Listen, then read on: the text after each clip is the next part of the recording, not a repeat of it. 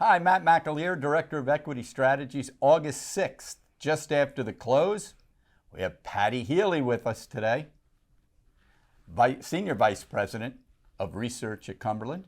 She's going to give us some insights on some of the economic data we saw come out this week and how it may affect rates. As far as equities go, strength across the board. Not wild strength, wasn't runaway strength in the indexes this week, but a steady bid. Up S&P up about 1%. Q's right in there as well, the NASDAQ 100. Over in the sector area, I thought it was interesting that some of the fear of dramatically lower rates may be abating a bit. Why do I say that? We saw a great bid in financials this week. Financials up over 3% on the week. Banks had really been hit in terms of the last 6-8 weeks of performance on the thought that lower rates would hurt their spreads, cause them some growth trouble. It was nice to see a bid get back in the Wells Fargo, the JP Morgans. Broker-dealers stay very strong, Goldman Sachs and so forth. Insurance company, which needs higher rates to reinvest that premium, started to get a bid, started to work a little bit better. So maybe some of that fear of lower rates and almost recessionary rates has started to fade. Anything you saw in the economic data that jibes with that thought? Sure. Well, the payroll number was, the non-farm payrolls number was up much more than people expected. It was over 900,000. It was supposed to be something like 870,000.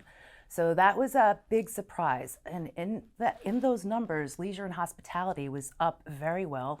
And also local government, which we like to see mostly in the education area, was up. That was a laggard coming out of the last recession. So the more that municipal government goes up is better.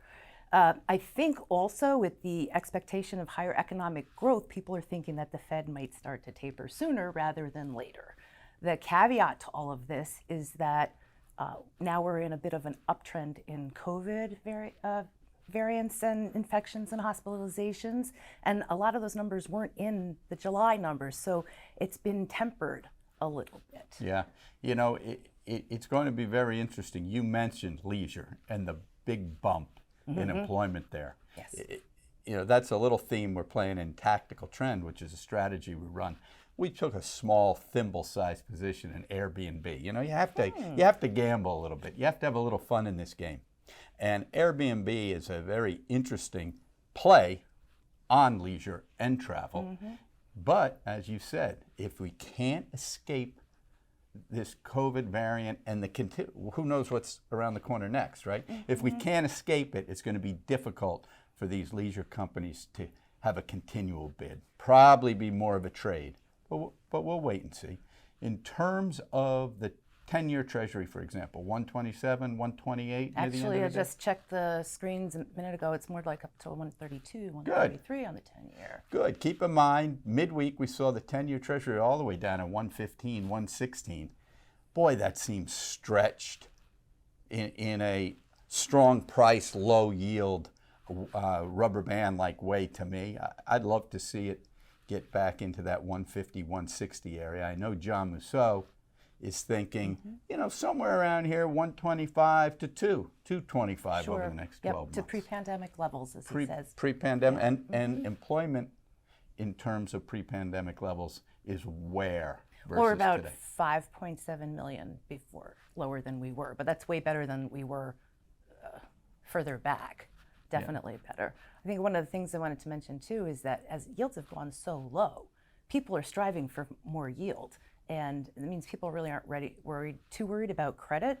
But you know, as yields start to go back up, you really want to be in higher credit quality investments, kind of like we have at Cumberland.